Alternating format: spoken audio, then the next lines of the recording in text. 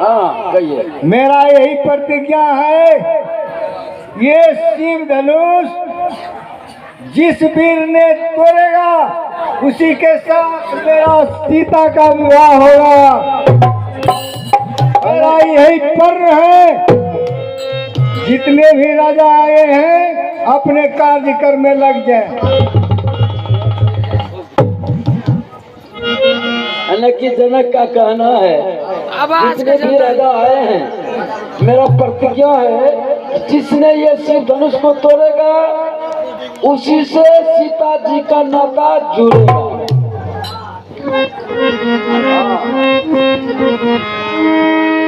कदमाइए एकाएकी से।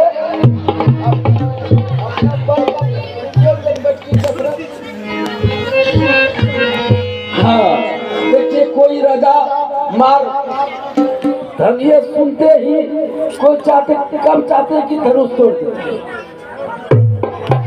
चलते हैं धनुष से करीब धीरे धीरे।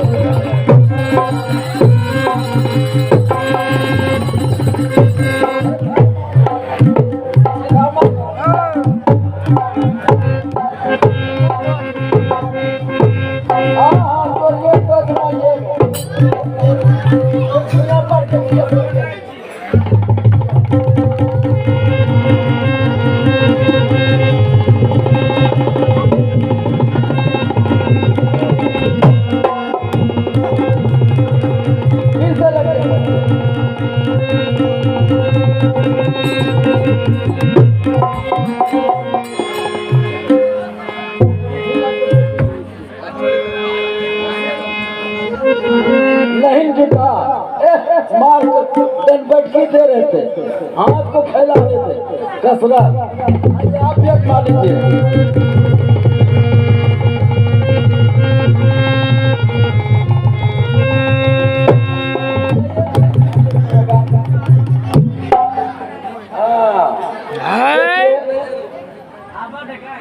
चलो चाय पियो। वाह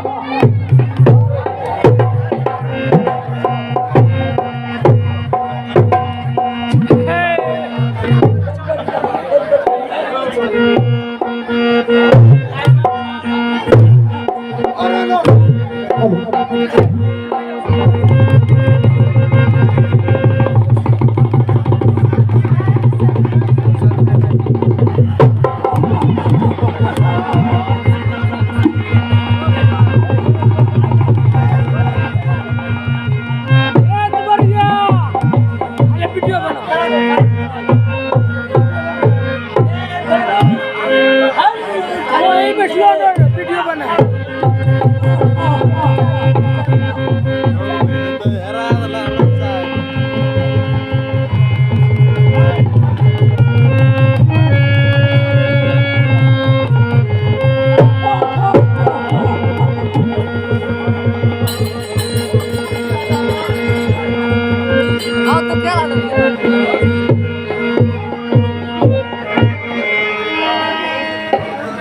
इतने राजा सब आए, धनुष को तोड़ना कौन पूछे, एक तिल हिला नहीं सका।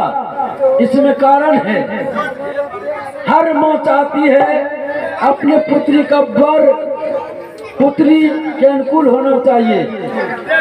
ये सीता किसकी बेटी है? पृथ्वी की।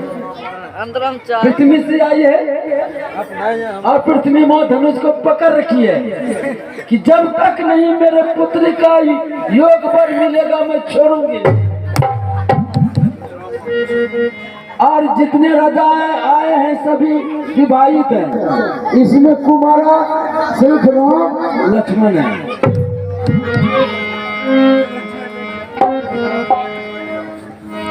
अब जनक जी उठकर खड़े होकर कहते हैं कि मैं प्रतिज्ञा जो किया मेरा लगता है व्यर्थ हो जाएगा। हाँ, मैं जो प्रतिज्ञा किया था वो सफल नहीं हुआ और मैं आज ये जान गया कि सीता का विवाह नहीं लिखा है। जितने भूप सब आए हैं अपने अपने घर चले जा। महाराज जनक जी कहते हैं नीचे मैं जान गया ये पृथ्वी पीड़ों से भिन्न है। कहते हैं जनक जी निज निज आस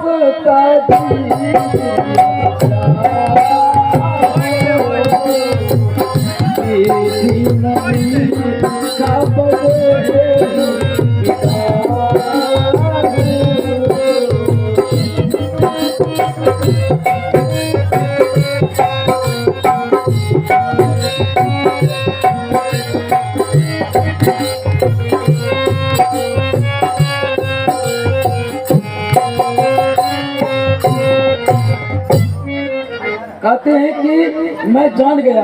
बस महाराज बस, आपको ये कैसे पता चला कि पृथ्वी वीरों से खाली है?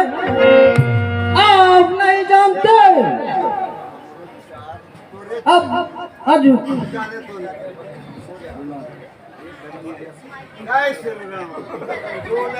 ये सरी धनुष क्या मैं श्री राम का आदेश पाऊं?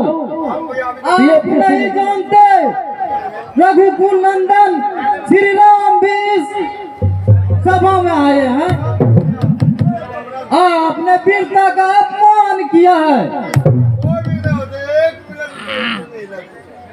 मुझे भैया आदेश दे, पुरानी धनुष तो क्या पूरे पृथ्वी का उठाकर इस तरह पटकूंगा, चूर चूर हो जाएगा। लक्ष्मण का वचन सुन करके जनक के हृदय में थोड़ा धीरज होता है। जनक जी पल मन ही मन पछताते थे, यदि मैं अपने प्रतिज्ञा को तोड़ता हूँ तो मुझे कुलों में कलंक लगेगा। यदि प्रतिज्ञा रखता हूँ कि मेरी सीता पुत्री आजीवन कुमारी रह जाएगा, ये सोचकर गलानी कर रहे थे अपने में। लक्ष्मण जी चमक कर उठते हैं और जनक जी को सुनाते हैं, आप वचन विचार कर नहीं बोलते, आपको सोचना चाहिए। इस धनुष लग में विराजमान हमारे श्री राम भी हैं। अब समय जानकर गुरु विश्वामित्र राम को आदेश देते हैं, क्या धनुष तोड़ने के लिए नहीं, जनक के हृदय में जो ताप है वो दूर करो। तो ताप दूर कब होगा? जब तक धनुष नहीं टूटेगा तब तक तो दूर नहीं होगा। इसलिए कहते हैं विश्वामित्र जी, उठा हूँ राम जाहू बाबत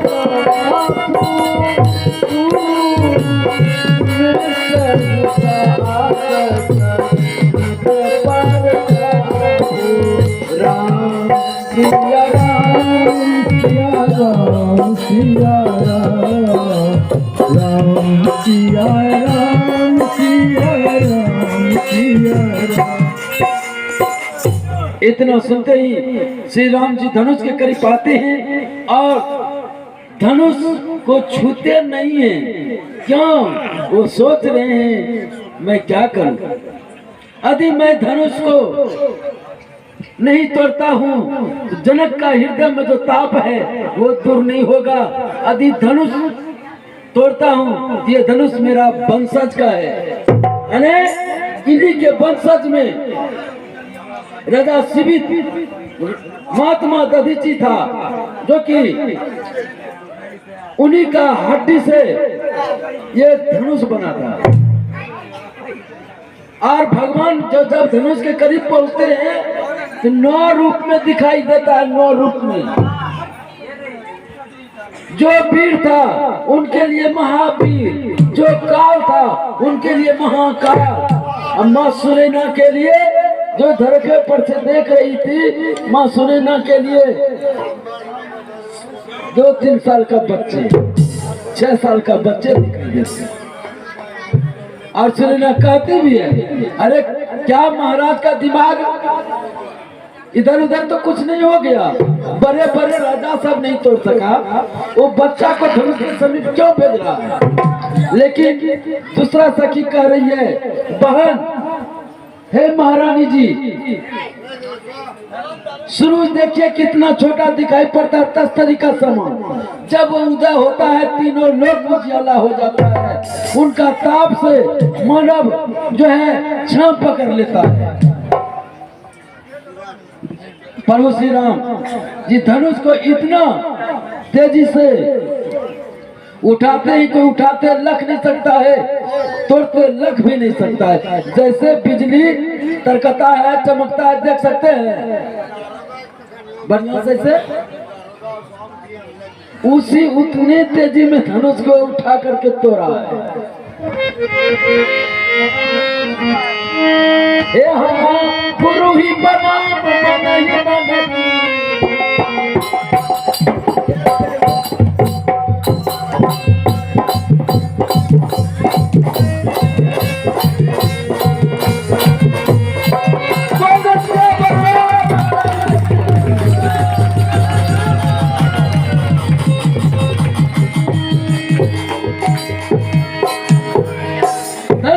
टूटते हुए जो घोर शब्द हुआ, ये शब्द वो आगे जो है जाओ परशुराम तपस्या कर रहे थे, उसका तपस्या भंग हो और तेजी से चलते ही परशुराम भी वहां आते हैं। इधर तब तक जयमाल जो है सखियां सब श्री राम जी से कहती है कि सरकार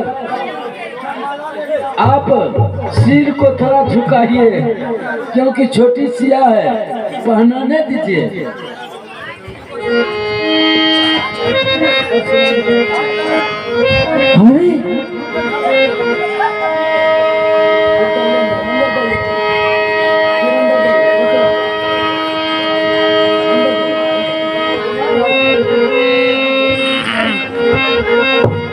भाग्यवती हो मुझे, मैं महेंद्र पर्वत पर तपस्या कर रहा था, महाशिव धनुष टूटने का बहुत बड़ा ध्वनि हमें सुनाई दिया।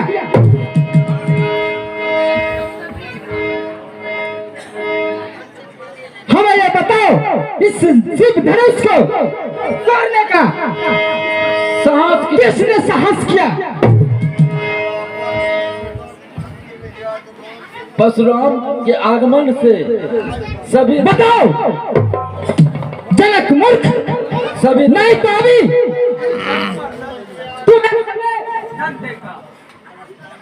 एक धनुष टूट गया, इतना क्रोध करने क्या बात है? हमने तो बचपन में कई धनुष तोड़ दिए, उस समय किसी ने क्रोध नहीं किया था। ये परशुराम जी को, अरे तुम ये बच्चे का धनुष समझते हो? तुम्हें पता नहीं है ये भगवान शिव का धनुष जनकपुर में पूर्वजों को, जनक के पिताओं को दिया था। इस धनुष तुम बच्चे का धनुष समझते हो? धनुष का फर्क आपको दिखाई देते होंगे, लेकिन हम तो क्षत्रिय हैं। क्षत्रिय का एक ही सभी धनुष एक समान होता है। क्षत्रिय का सभी धनुष एक ही समान होता है।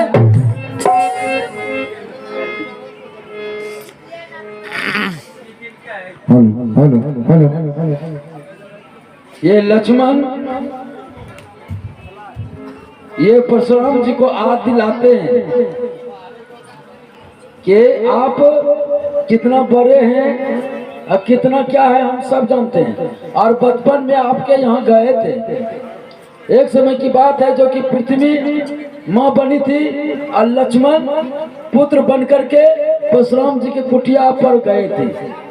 और रात ठहरी और वो बचपन में लक्ष्मण ने बहुत सारी धनुष को तोड़ दिया था, वही एक धनुष को छोड़ा था, जो कि ये धनुष तुम्हें लगता है अपने प्राणों का मोह नहीं है?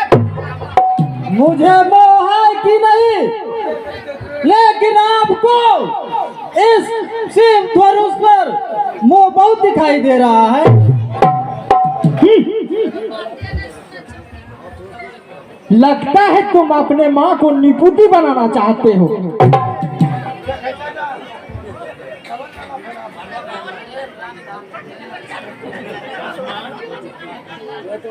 विश्वामित्र, हमारा क्रोध और पराक्रम का इसे जानकारी दो। इसे पता नहीं है हम वो परशुराम है। लगता है एक ब्राह्मण भूख मारकर पर्वत उड़ाने की चेष्टा कर रहे हैं।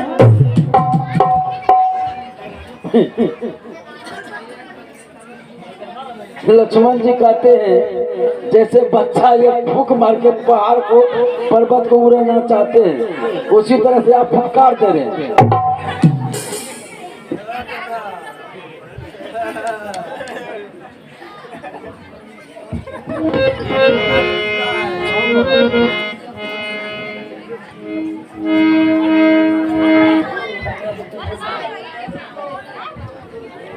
शांत हो जाओ लक्ष्मण, शांत हो जाओ, आसन ग्रहण करो।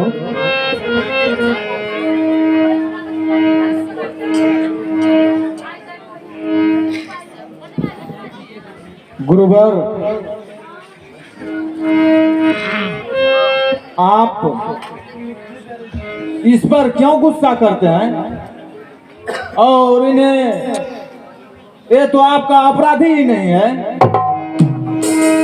ये शिव का धनुष मेरे ही हाथ से भंग हुआ है, और सजा देना ही है तो हमें ही दीजिए, या तो हमें दास समझकर क्षमा करने का कृपा करिए, जो कि आपका ये क्रोध शांत हो सके। तुम भी कुछ कम चतुर तो नहीं हो। एक भाई ने मुझे क्रोध दिलाकर भड़का रहा है, और दूसरे भाई आकर के अनुनय भी न कर रहे हो।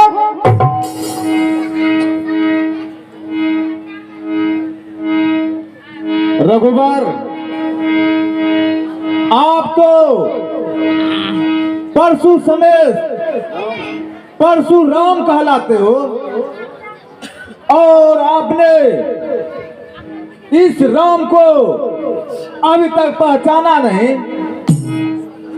कि राम का कहना है कि आप परशु सहित परशुराम कहलाते हैं। मेरा छोटा सा नाम तो राम है, आप अपने दास को भी नहीं जानते हैं। और मैं आपको, प्रभुता को मैं जानता हूं। आपने अभी तक इस दास को पहचाना नहीं।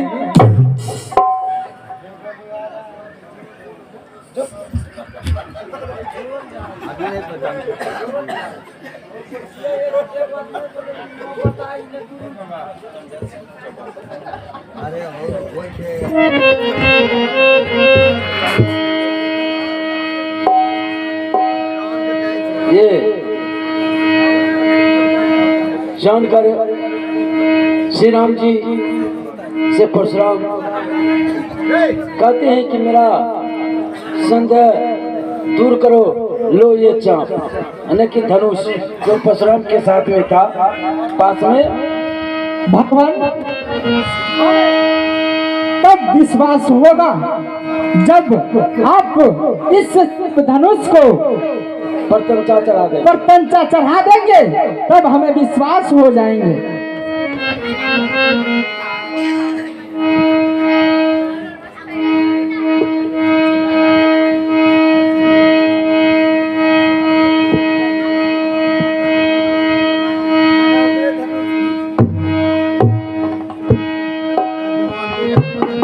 धनुष जो परशुराम जिस समय दे रहे थे, परशुराम धनुष को बढ़ाया नहीं, लेकिन आपे आप धनुष चले जाते हैं प्रभु श्री राम के हाथ में, क्योंकि प्रभु श्री राम का जो अंश परशुराम में है, वो प्रभु श्री राम वो अंश को वापस ले रहे हैं। रघुनंदन, आप तो जानते हैं मैं तो एक क्षत्रिय हूं और मैं गौ, कंद्र और नारी पर हाथ नहीं उठाते। अब आप बताइए कि ये दैव्य वैष्णुवान मैं किसके उपहार करूं? किसे दूं, किसे मारूं? आपके दिए गए हो जिसमें कि पुण्य लोगों को प्राप्त किए हो उसे नष्ट करूं, या आपने तपोबल से जिसे कि पर्वत पर रहने का काम करते हो उसे? नहीं भगवान, ये आने जाने का मुझे महेंद्र पर्वत पर आने जाने का आगमन की शक्ति का भंग ना करो, क्योंकि जब हम इस पृथ्वी को ऋषि मुनि को दान दिए थे तब वे बोले थे कि आप इस धरती पर विश्राम नहीं कर सकते हैं, और तब से मैं इस पृथ्वी पर कभी विश्राम नहीं करते हैं। और महेंद्र पर जाने के लिए हमें वो शक्ति की अति आवश्यकता होती है, इसीलिए वो शक्ति हमें नाश ना करे प्रभु। और ये वाहन को हमें सारी पुण्य किए हुए कृत्यों के भंग करने के लिए हमारा सारा क्रोध, हमारा सारा अहंकार मिटा दे। ये बाण को आप पूर्व की दिशा में छोड़ दीजिए भगवान। टापू पर बहुत निश्चल रहते हैं, नाश हो जाएगा। अति सुंदर। हेलो,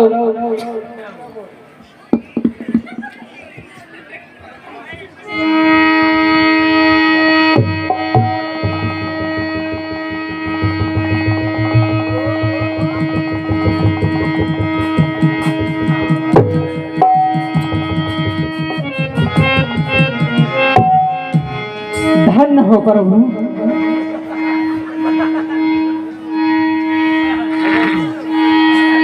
जनक जी, आप कई पुस्तकों से का पुण्य किए हुए फल आपका अभी चल करके आपके जनकपुरी में आए हुए हैं। ये ब्रह्मा जी का लिखा हुआ था जो आपके घर में भगवान आए हैं, इसका विवाह धूमधाम से कीजिए, इसी में आपका कल्याण है। परशुराम फिर जिस स्थान से आए थे उसी स्थान के पास चले जाते हैं, और इधर सखियां सब जयमाल लेकर के प्रभु को गले में डालती है, कह रही है बात है मत करने से काटना। हे गुरुदेव, हे गुरुदेव, अब सीता जयमाला पहना सकते हैं? क्यों नहीं? सुने ना, अपनी बेटी सीता को आज्ञा दीजिए भगवान का माला अर्पण करने के लिए। ठीक है स्वामी जी, मैं अभी